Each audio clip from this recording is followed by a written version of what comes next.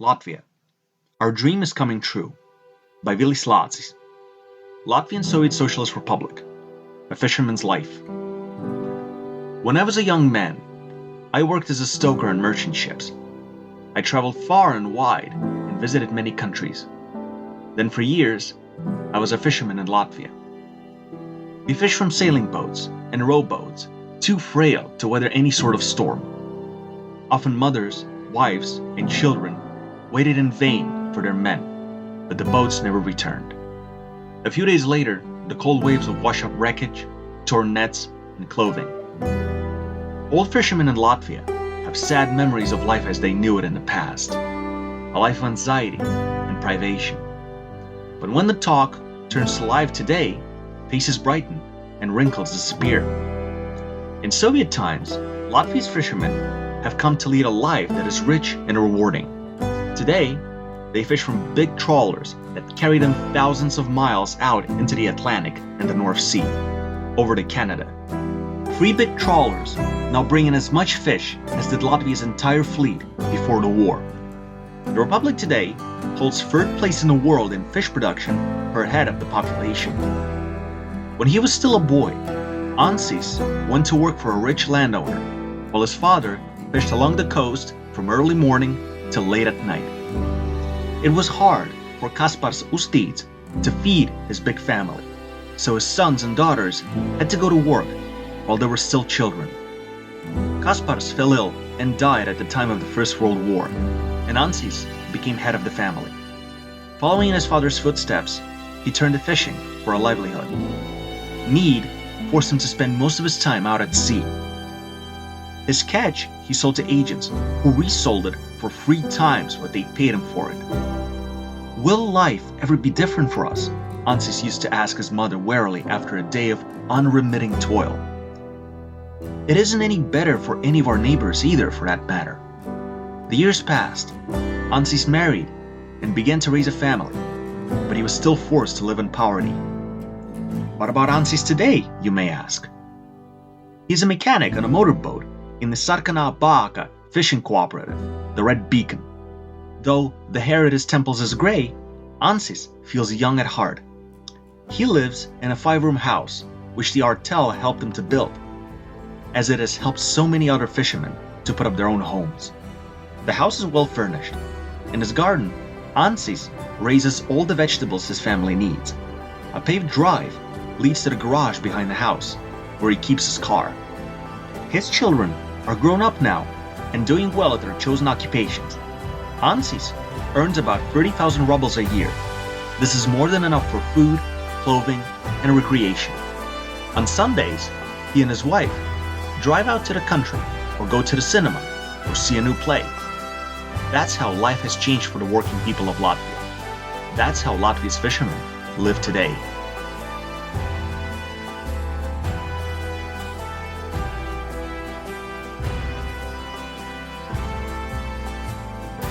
Welcome to another episode of Actually Existing Socialism.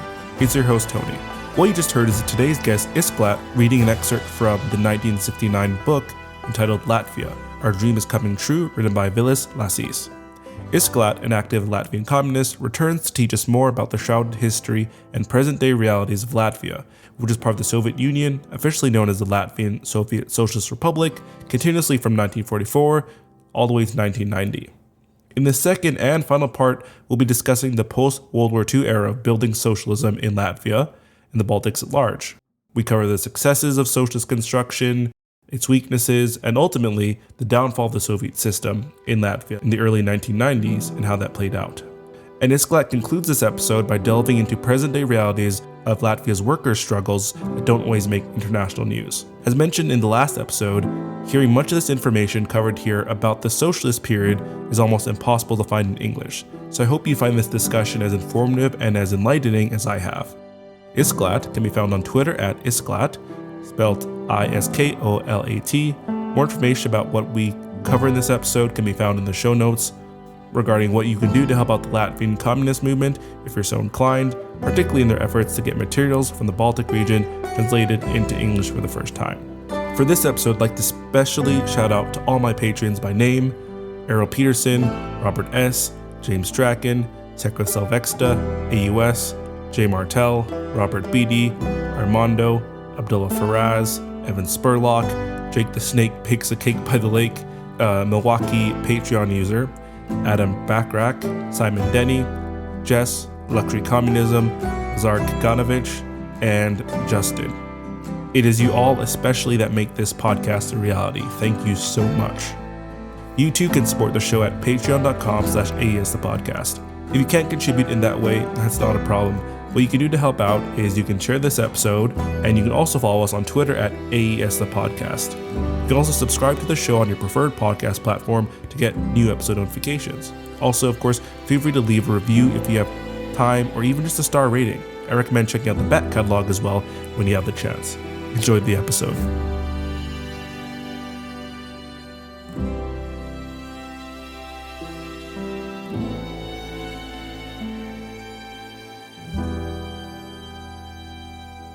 Picking off where we left off, we've gotten now to the end of World War II.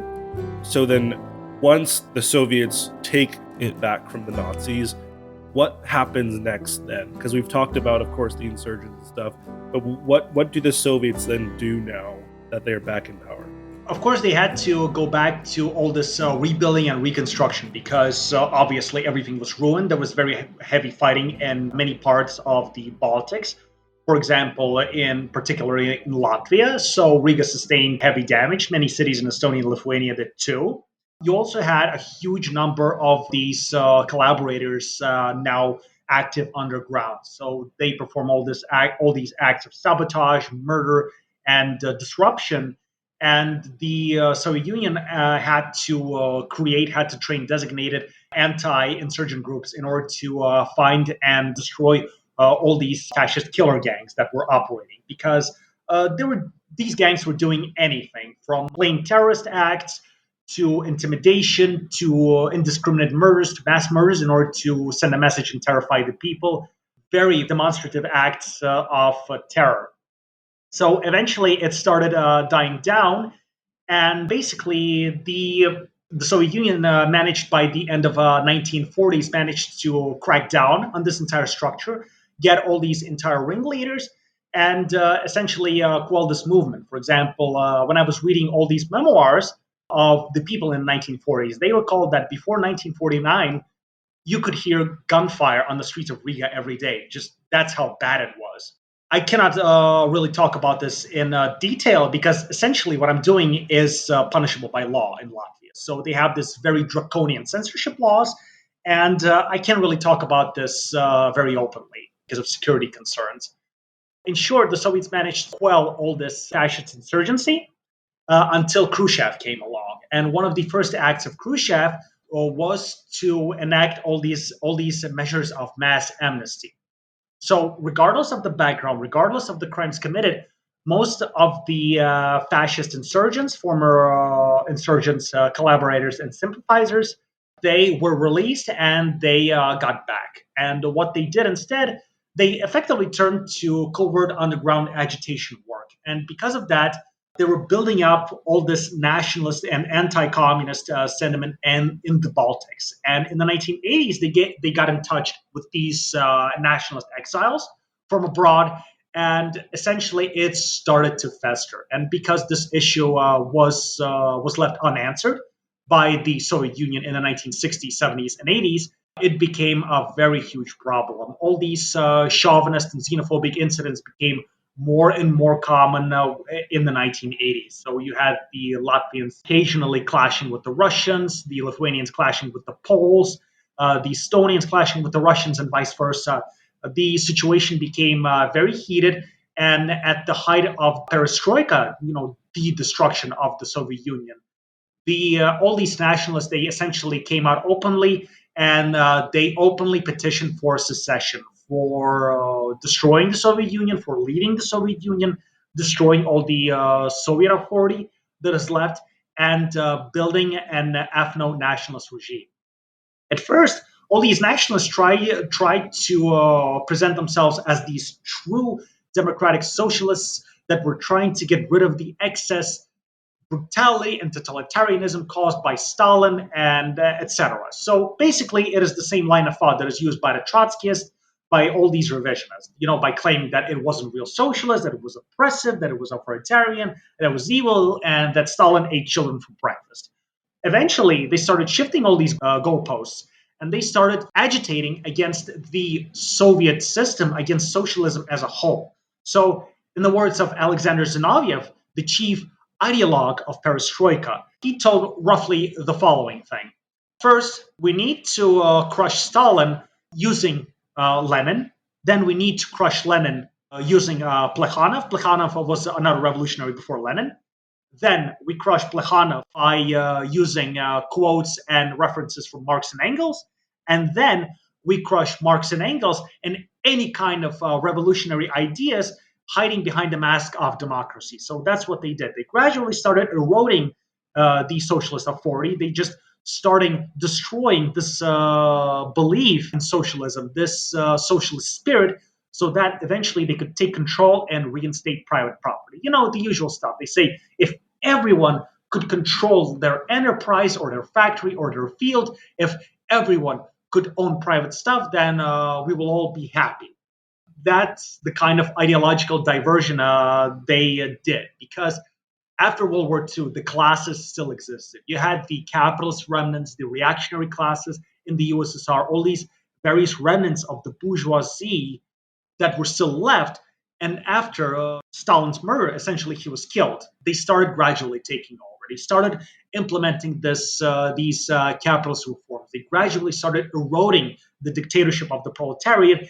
And when they were strong enough, when they were emboldened enough, they went on the offensive. It was an open offensive, and it first started with the Baltics because it had the strongest anti-communist sentiment that formed throughout the 1970s and 1980s.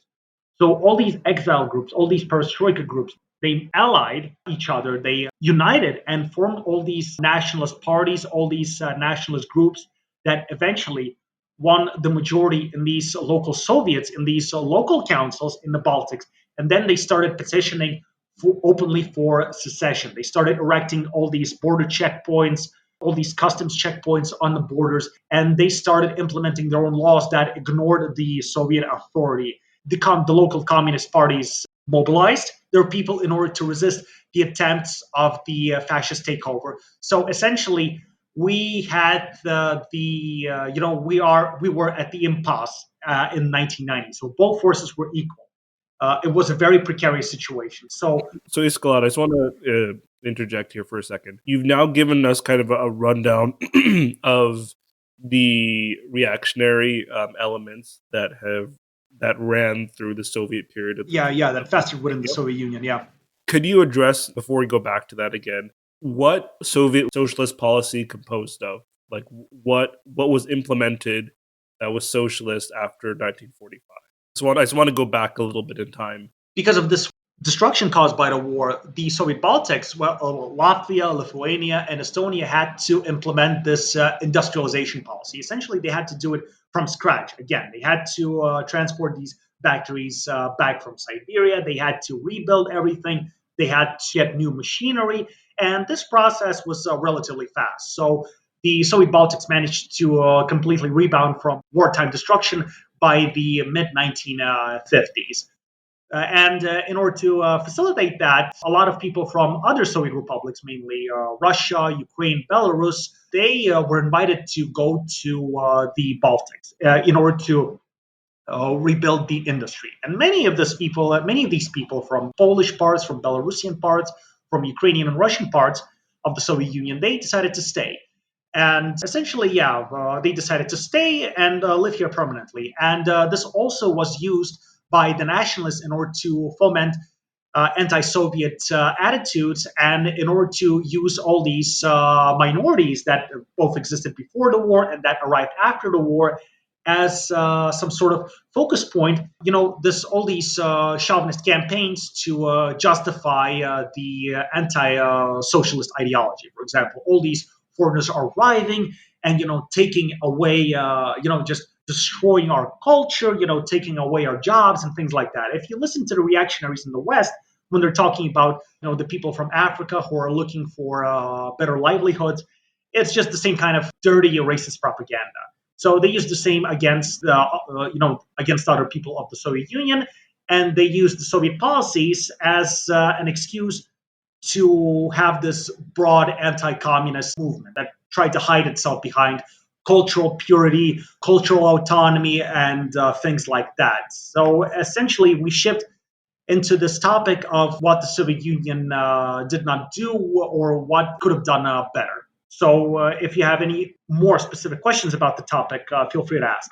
Yeah, so I want to get to the successes and the unique elements. I assume, like many of like every socialist country, that they implemented some form of a universalized healthcare, things of that sort. Before the Socialist Revolution of 1940, the Baltics did not have universal healthcare. So essentially, every worker was on his own. So many workers have essentially had to open these self-help funds in order to pay for the hospital bills, to pay for vacation time, and things like that.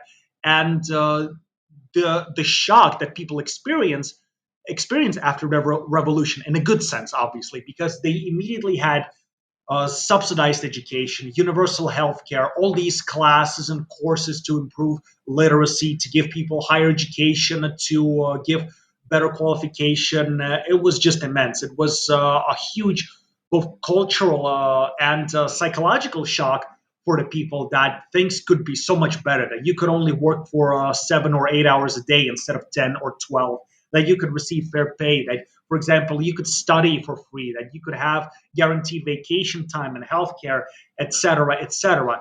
And that's what the nationalists are trying to hide. They're trying to hide these successes. They're trying to hide, for example, the fact that the Baltics became these industrial and scientific heavyweights, that a lot of scientific innovation actually came from the Baltics. For example, post-war, all this heavy industry, machining.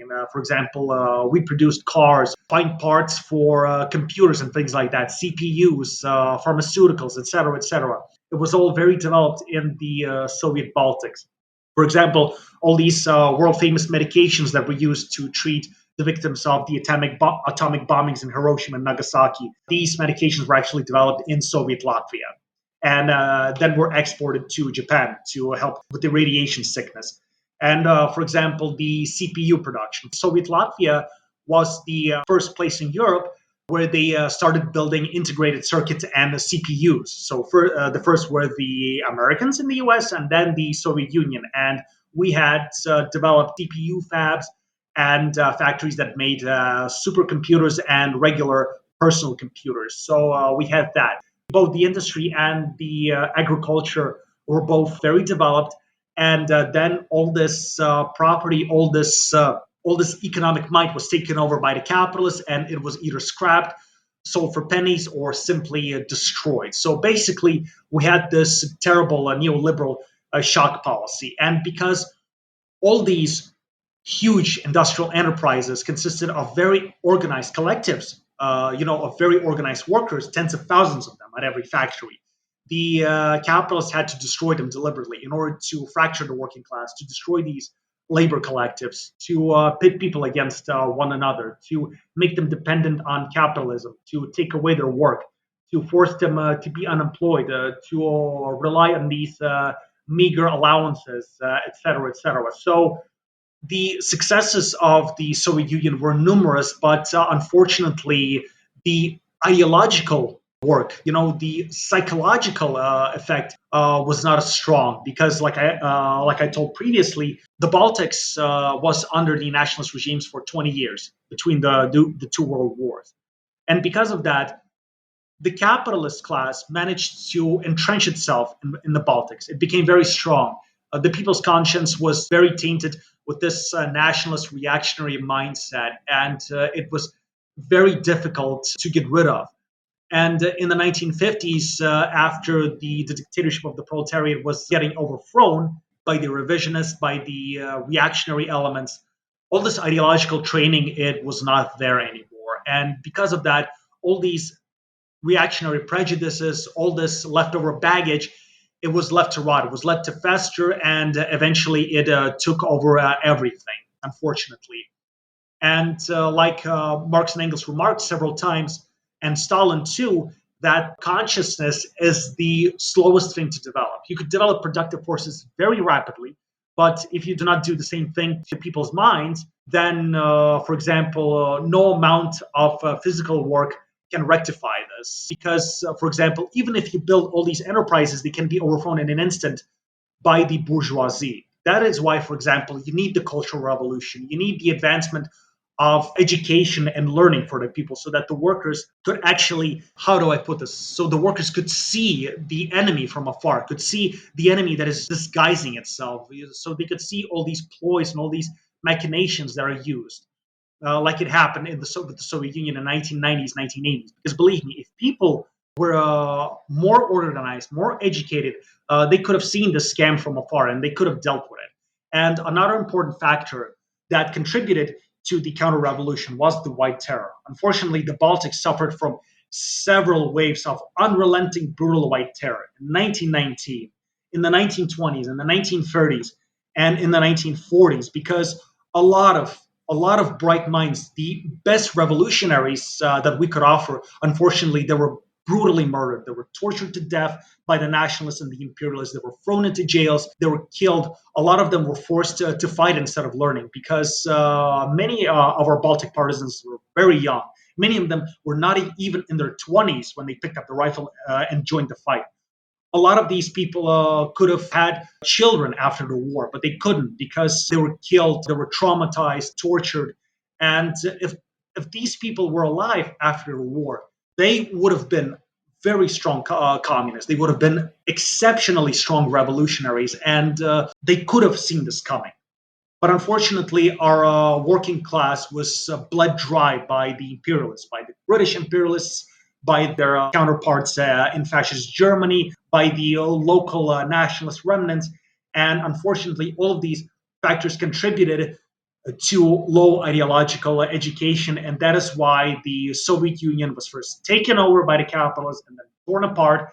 And now it is getting viciously exploited. All of these people from the former Soviet countries and lands were pitted against each other. And that is why the imperialists want these wars to continue. They want the Ukrainians to kill the Russians. They want the Russians to kill the Ukrainians, to kill the Latvians. They want the Lithuanians to kill the Poles. They want the Armenians to kill the Azerbaijanis, and they want the Azerbaijanis to kill the Armenians, the Georgians, etc., etc. So that's what they're doing, and that's how they are in control, because the Soviet people in the dismembered and occupied Soviet Union are still fighting each other, are still killing each other.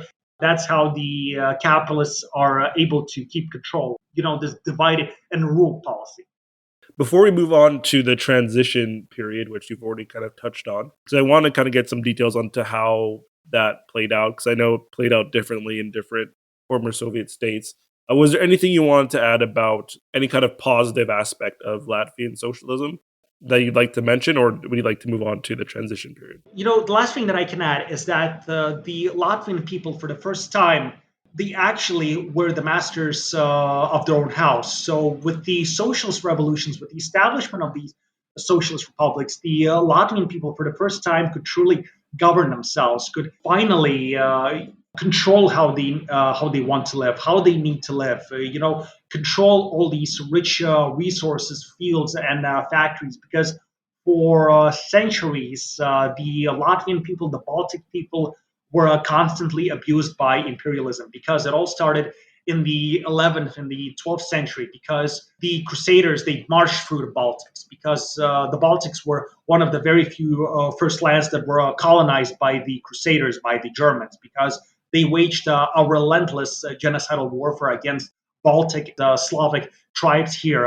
Many tribes were enslaved in service of this German supremacy. So for centuries, we had barons that controlled everything, that had all these privileges, and the Baltic and Slavic people were reduced to mere servants. So then the Swedes came along, then the Poles came along, the Polish aristocracy, then the Russian aristocracy, and then finally there was this socialist revolution. And it is very important that the Baltics, it's a very rich land. We have all these water resources, we have these land resources, we have the potential to be this very developed land.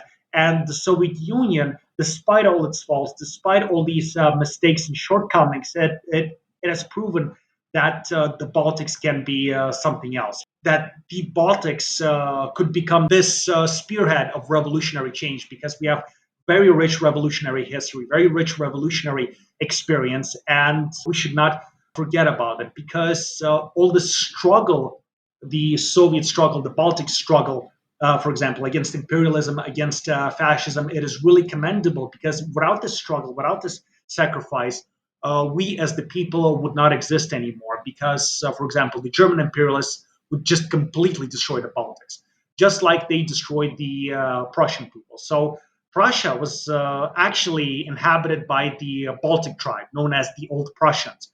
And by the 19th century, it was completely eradicated by the Germans. There was nothing left. There were no native speakers of the language, no libraries, no schools, nothing. The Prussians were effectively annihilated, and the same fate awaited the rest of the Baltic people if it wasn't for socialism, if it wasn't for socialist change, if it wasn't for this huge transformation of life that happened elsewhere, that happened in Russia, that happened in Ukraine, that happened in China, in People's Korea, etc., etc. And you can just look at the data. The data about socialist Latvia just speaks for itself. You can just look at the industrial production, industrial output. So, for example, you can look at agricultural output.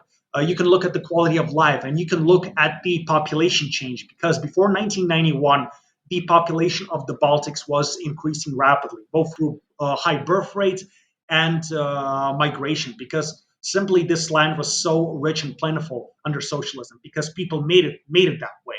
But after the capitalist takeover, you can see that we're just dying out. We're literally dying out because our mortality is twice the number of births. That people are just leaving. That people are dying everywhere in Latvia because life is just so unbearable. Because healthcare is so bad. Because it is unavailable. Because people just cannot afford to have children. You can just talk to any person and just show them the data. Now, why is that? Do you see a trend? Do you see something very suspicious that happened in 1991? Why are we suddenly dying out? Why our industries are closing down? Why people are becoming so chauvinistic, so vitriolic, so aggressive towards each other, for example? Why people are forced to work for more than 10 hours a day? They're forced to work many jobs. They're forced to leave abroad. For example, they leave to Britain and Ireland to work for money because surviving here is just impossible. Just ask these simple questions and just show them the reality how it really was.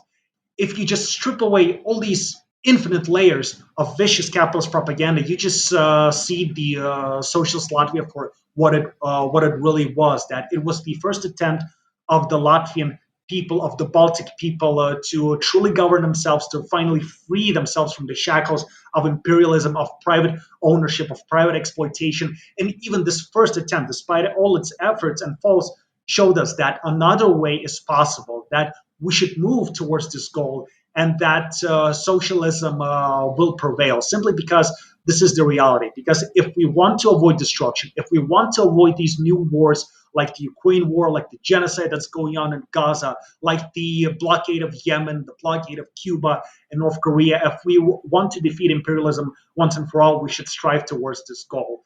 And if you just punch through the shield, if you punch through this mental block of reactionary cliches, of this reactionary nationalist slop, then you can certainly win over the minds of the people. And that's why we need mass agitation right now. We need very concrete and easy to understand agitation because the data, the reality is out there. You just need to look out the window. We looked at now you've told us some of the successes of the Soviet period in Latvia. You've told us some of the failures, which led, of course, to its eventual demise. So what did this transition period then look like? I know, say, for example, in the Czechoslovak Socialist Republic, what ended up happening is all public industries were privatized and citizens were given voucher books, essentially shares that they owned in each company that they were often scammed out of or did not participate in. What were the systems, so-called systems in transition, that existed in Latvia in the early 90s? Sure, I'll get into that in just a minute. I just need to briefly cover the pivotal moment in 1990, 1991, which led to the defeat of socialism. So essentially, the August coup happened in the Soviet Union. So there's still a lot of debates regarding it, but many people view it as this provocation. So essentially what the capitalists did, they essentially baited the socialists, the communists into trying to depose Gorbachev, and they used this opportunity to frame the communists as these evil authoritarians. The new Gorbachev administration used this as an excuse to completely end the destruction of the Soviet Union, because what they did was to ban the Communist Party. And it was a death blow, because without the party, they could take over the country unhindered, and they could just chop it up into these tiny little pieces, into these 15 little pieces that they ended up doing. The same process happened in the Baltics. The Baltic Communist Party, the Communist Party of Estonia, Latvia, and Lithuania were all immediately banned by the nationalists. All of these assets are seized, and all of these Soviet delegates essentially they were stripped of their status and they were forced underground. They started trying the communists, put them on trial, put them into prison, and they staged several provocations here as well. They murdered several people. They murdered dozens of people here in the Baltics in 1990, 1991, and tried to frame it as the Soviet attack. So you remember the snipers during Maidan in 2014. So the same thing happened in the Baltics. So the communists were framed, the Soviet army was framed, and that was used as an excuse to ban the Communist Party and assume complete control over the Baltics. The nationalist authorities immediately separated themselves, seceded from the Soviet Union, reintroduced their nationalist authority, and now they claim that they are the continuation of the interwar nationalist government. And this means that they used it as a formal excuse to privatize all of these Soviet enterprises, all of these houses, apartments, etc., and divide them into private hands. And then, like you said, they did the voucher thing with the factories, the voucherization. They distributed all these vouchers among themselves and essentially scammed people and effectively took over control of these vital industries. And most of these industries, since they presented a threat to the Western competition, they were immediately chopped up, sold off, or closed down immediately. And the Baltics experienced a severe economic collapse in the early 1990s. So, for example, in Latvia alone, our economic output in 1992 contracted by 42% compared to 1990. This data comes from a very good statistical handbook written by Marie Lavigny, and it's called The Economics of Transition. So she simply, or maybe he, so them, they amassed all this huge economic data from the Baltics and Eastern Europe, for the data for Czechia, for Poland, for the Baltics, Romania, et cetera, and they put them into this yearbook, and it's divided by years, and you have all this data for the countries of the Warsaw Pact, and how destructive the shock policy truly was. Because if you look at these numbers, the numbers are similar for Estonia and Lithuania as well. So it was a giant economic slump, some slight recovery after that, and again another crash because of the Russian default of 1998.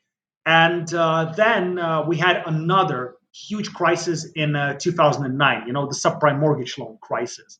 And it was just as serious as it was in the 1990s because, for example, Latvia had the steepest economic decline for 2009-2010, and our GDP contracted by 32% in that financial year alone. So you can just see how destructive this was. So it was very similar to what, for example, the fascist Milei is doing right now in Argentina. It was very similar, and you can see just how viciously abused the people are. But the party was not organized yet, so that's why people were not organized enough to rise up against that. And that's what we need to change. We need to organize the people massively. We need to organize, mobilize, train people on the march, so to speak, in order to show them what is really going on and what is the root cause. Because in the Soviet system, under socialist economy, there was no crises, but all of a sudden, you have these massive crises. You have these massive economic depressions. You have this massive unemployment. You have these massive shutdowns of factories. You have economic hardship, and you just need to show people what is the root cause and that the capitalist class is the one that's causing all this. And no amount of nationalist propaganda should be permitted to divide us any longer, because a worker from any other country is much closer to you than the capitalist at home. And that is why we're actually fighting so hard. So we're underground, yes. We're essentially, yeah, we're made illegal, but we still have to fight, because no matter how hard the situation is, the capitalist class is not going to abolish itself. So that's why we need to keep fighting, and we need to keep agitating for the people. We need to help the people, and we need to fight for the people. So moving into present day Latvia, because I know you want to speak about current politics. One, what does it look like? And two, what are the narratives now of, you've touched on this a little throughout our discussion, but like what are the narratives of the Soviet period now? What are kind of like the common themes that are used to describe it? Yeah, before that, I'll just need to briefly explain the political structure of the current system that is now in Latvia, in the Baltics as a whole. So after the Communist Party was banned and all of these vital assets privatized, the Latvian nationalists introduced a number of extremely repressive political laws that were designed to fracture the people and deprive them of any political power, to prevent any kind of reform or attempts to resist the nationalist takeover. One of the first such laws was the infamous non-citizen law. So effectively, it's a Jim Crow law. It's an apartheid law.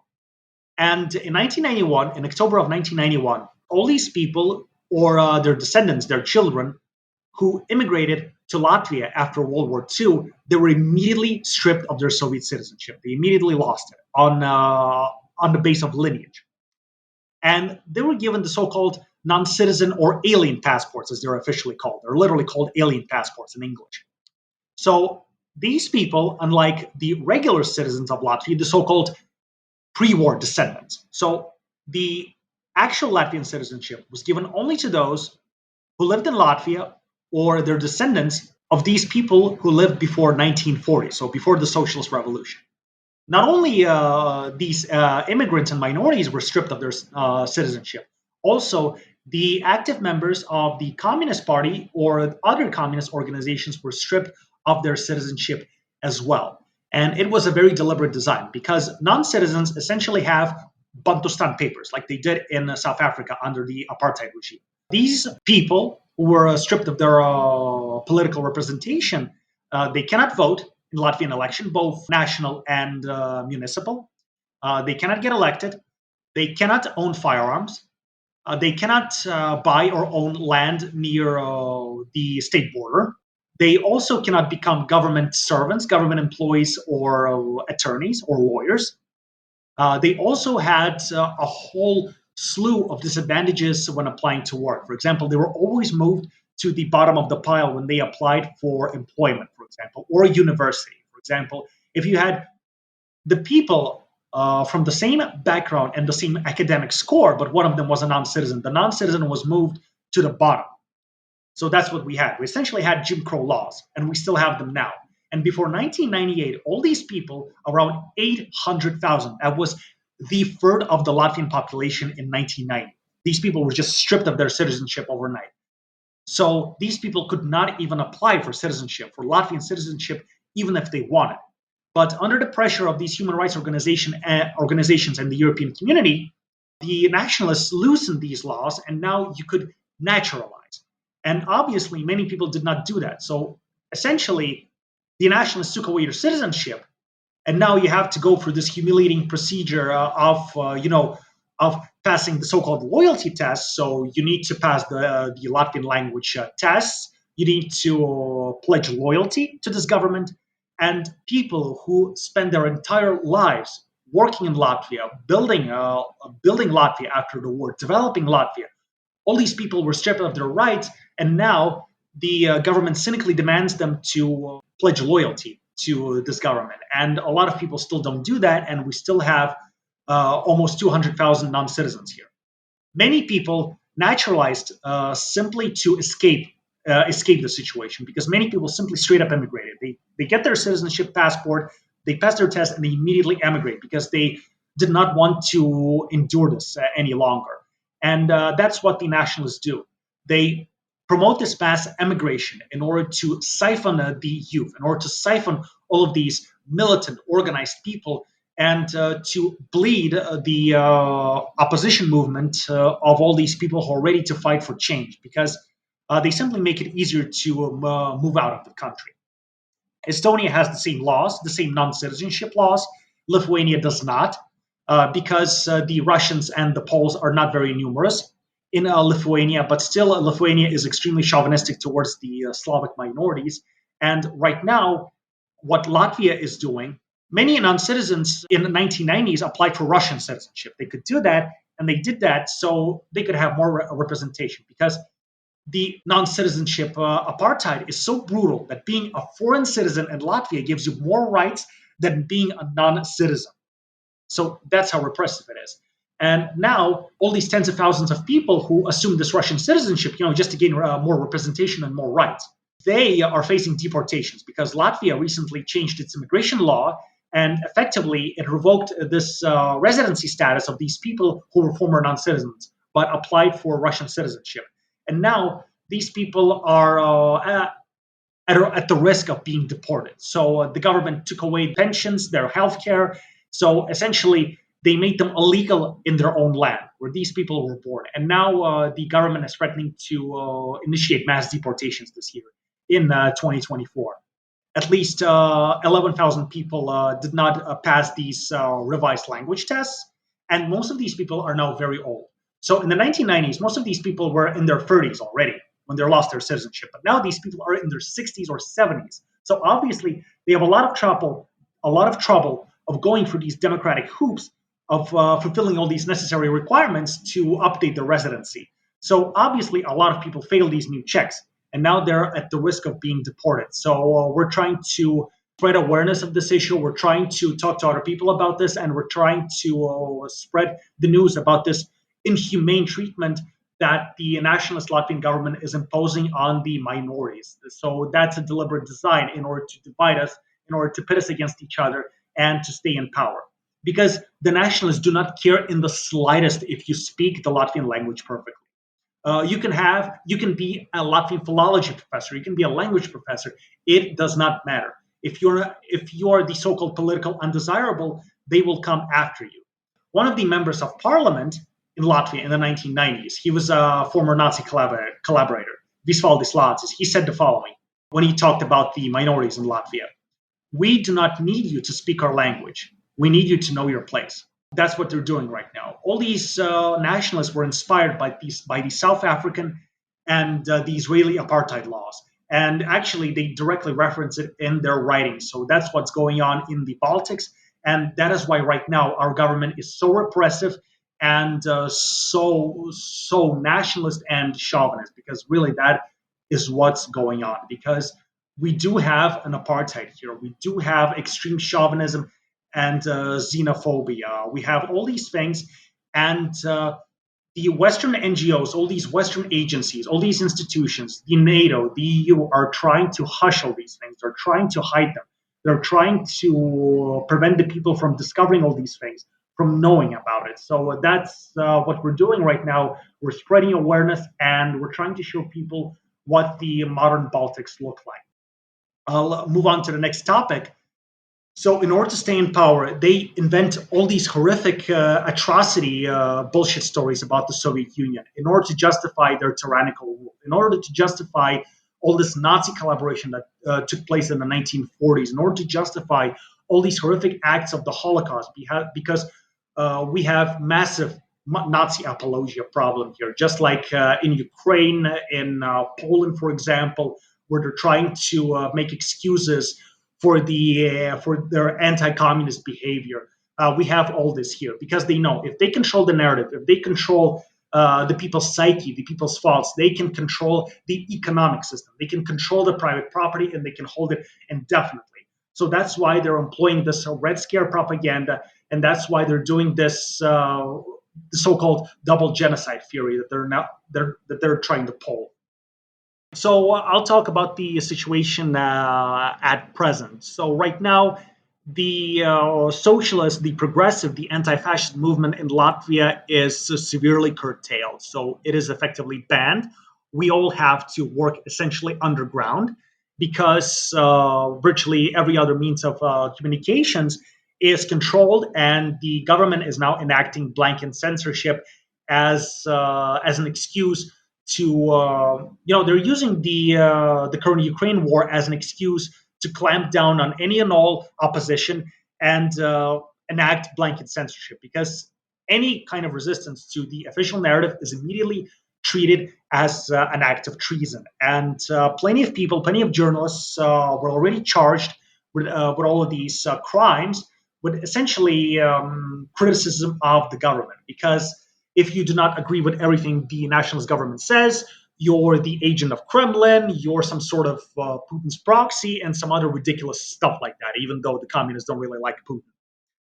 So they're doing that in order to, for example, block websites, to crack down on these movements. For example, in Latvia, there was a fairly large organization that was called the Workers' Front of Latvia. So it was getting massive. It was getting a lot of traction, but then it was shut down by the secret services. So we were all doing our part in this organization because we were doing labor union organizing, we were doing classes on theory, we were doing all these demonstrations and memorial events, for important events such as the revolutions, important battles against the Nazis, etc., etc.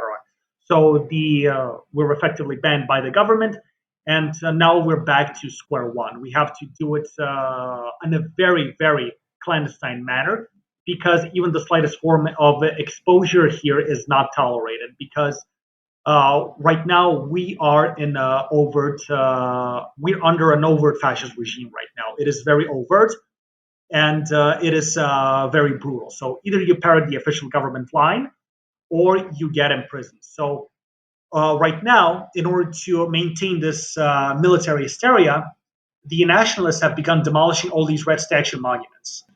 So what the government right now does, it is demolishing any remaining statues in honor of the Red Army soldiers or partisans, and it is now engaging in a vicious censorship campaign against reporters and left-wing mass media.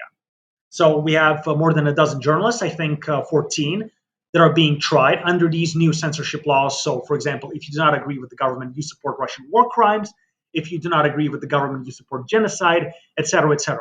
These laws are deliberately extremely, extremely loose. For example, like the Criminal Code number 76, which is the justification of war crimes and genocide. 74 and 76, if I recall correctly. So if you refuse to parrot the state line, you're immediately charged. So that is why we have to do this in this very clandestine manner. And right now, we can actually see that the situation is rapidly changing. The imperialist governments and their lackeys are forced to engage in this brutal repression because they know that the popular movement is getting stronger, that people in, for example, in Russia, in Europe, in Baltics, Ukraine, Central Asia, and elsewhere are getting more organized. So they start to realize that the root cause of the problem is not some guy from another country, is not some guy, for example, of another ethnicity or another continent. It's the capitalism. It's the capitalist imperialist system that's destroyed the Soviet Union and destroyed the Warsaw Pact, and is now pitting people against each other. They realize that, and we see more strikes, more protest activity, and we need to support that in fullest. We need to do the mass agitation. We need to do mass propaganda. We need to be very accessible to the mass audience, to explain to people in very precise and simple terms what is going on. Because if we are not organized, this thing will just keep going on. Because we cannot just, for example, copy and paste the same methods that were used, for example, I don't know, in the 1800s or the early 1900s hundreds. Sure, we have to adapt, but we have to maintain the same mass line. We just have to be with the people. Do not need, we do not have to give in to pessimism, because we can actually see that the revolutionary movements in Asia, in India, and Africa are winning massively.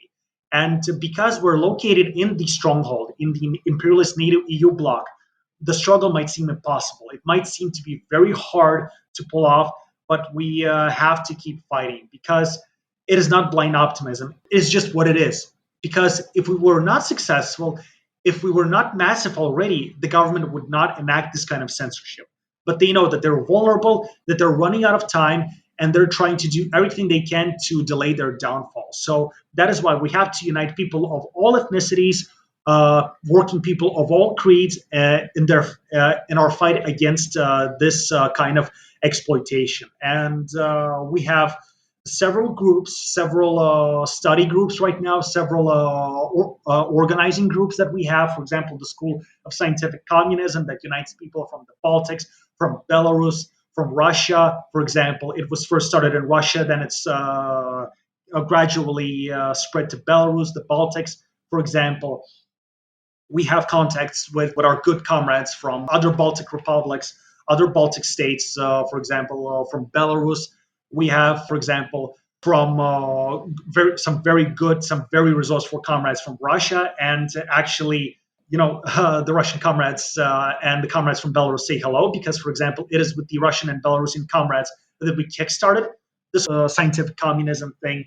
So that's why that's how we're keeping alive, because only with this international proletarian solidarity we can move forward. So that's why we're able to hang on, and that is how we're going to, that is why we're going to fight against this fascist threat that is now trying to engulf us into another world war. Like, if you see what they're doing, with their genocidal onslaught in Gaza, with their bombardments in Yemen, what they're trying to do in Korea, what they're trying to do with the province of Taiwan, how they're trying to spark more civil conflict and more exploitation in Africa and Latin America, how they're trying to topple Cuba, the People's Korea, etc., etc.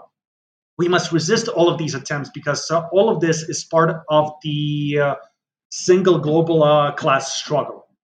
Sure, it has specificity. It has some character in a certain country, for example, in Russia, in the Baltics, in India, and elsewhere. But we're still united by this common goal of toppling the system of bourgeois exploitation. I have very high hopes in the Baltic communist movement because of such rich history, such rich experience, and what we're doing right now. And I believe that this very dark page in our history will be over very soon. So, Comrade Iskolat, I just want to say thank you so much for, even despite the struggles in Latvia right now, taking the time to give this English-speaking audience, you mentioned the importance of international solidarity, this English-speaking audience an opportunity to learn about a history that is virtually impossible for us to learn about. Yeah, and before I depart, before we say goodbye to our dear comrades, our dear viewers, I wanted to give a few book recommendations that you could write down, and so that the audiences could read. There are very few sources in about the Baltics in English, but we're working on that. The progress is still pretty slow, but we're trying to pick up pace and translate more things, to publish more things. You can check out our page on Reddit. It is called the Baltic SSRs. So with the S, it is very important. So the Baltic SSRs. So we share information about the Baltic revolutionary history and modern events in English, for example, about the World War II heroes, about the partisans, about the historical developments. You can check it out. I sometimes publish things on Twitter, and we are now considering branching out in different networks, such as Facebook, for example. What else? Instagram, and etc. We also have a fairly big and bustling channel on YouTube. It is Russian speaking because it is a joint production between us and my Russian comrade Ruslan. And the channel is called The Dictatorship of the Proletariat. It's written in Russian. And We also publish some very useful book analyses, some very useful information about the modern developments. And we are now thinking about releasing this information into English, translating it into English, so that more people could discover and watch us, and doing completely separate podcasts in English and the Baltic languages. The reason why we started doing it in Russian simply because it was much easier, because you have a lot more sources and a lot more documents in Russian. You have the works of Lenin and Stalin that are in Russian, obviously, and simply because it was much easier to kickstart. And right now, when we have some momentum, when we have some development, we'll start branching out in all of these local languages and, of course, the English language. And what else? The book recommendations, obviously. We all often recommend a very useful book that was written by Gregory Makesons. It is called The Baltic Riddle. It was published in 1943. It is a very useful book that introduces you to the Baltic history, to the Baltic history of the labor movement, and how the Baltics were doing in the 1920s and 1930s. And this book also describes the revolutions that took place in the 1940s very well. So this book should be in public domain. It should be freely accessible. It is called The Baltic Riddle by Gregory Makesons. And another good book is by Anne Louis Strong. It was also published in the 1940s, and it has several names. I think it is called it was called My Trip Through the Soviet Lithuania, or simply The Soviet Lithuania. You should find it fairly easily. Yeah, another good book about statistics is The Economics of Transition by Marie Louvigny. So essentially, it's just a statistical aggregate that shows you how the Baltics developed or regressed, shall I say, in the 1990s. So it has this data, and it shows you just how quickly the situation deteriorated. It has all this economic data, industrial output, agricultural output, overall economic output, and comments about the voucherization, the criminal privatization that was taking place. Of course, since this book was published by a Western academic researcher, you should take it with a grain of salt, but still it is very useful as a source of data. And we're thinking about translating many important books about the Baltics into English, because unfortunately, the vast majority of the sources that we have, they are written either in the Baltic languages, obviously, or in the Russian, for example, about the economic development of the Baltics, about the industrial output, about the cultural developments. It's all written either in the Russian or the local languages. And we were thinking about doing, all these full book translations when we get enough volunteers.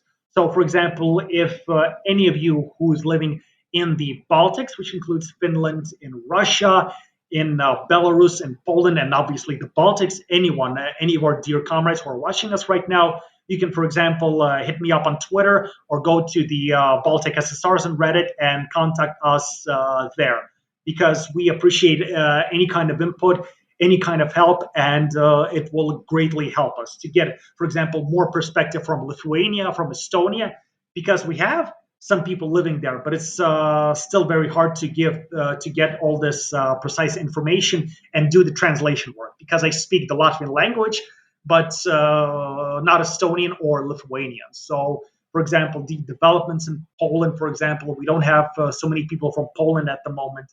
For example, things that are going on, I don't know, say in Ukraine, anybody, because we have, for example, a lot of people, a lot of war refugees who came from Ukraine. We talked to them, we tried to organize them, and all these people, they're very responsive, because they understand that it is the fault of imperialism, that it was imperialism, it was the capitalist system that pitted the Russian people against the Ukrainian people, and this is the system that caused all this bloodshed between the brotherly people.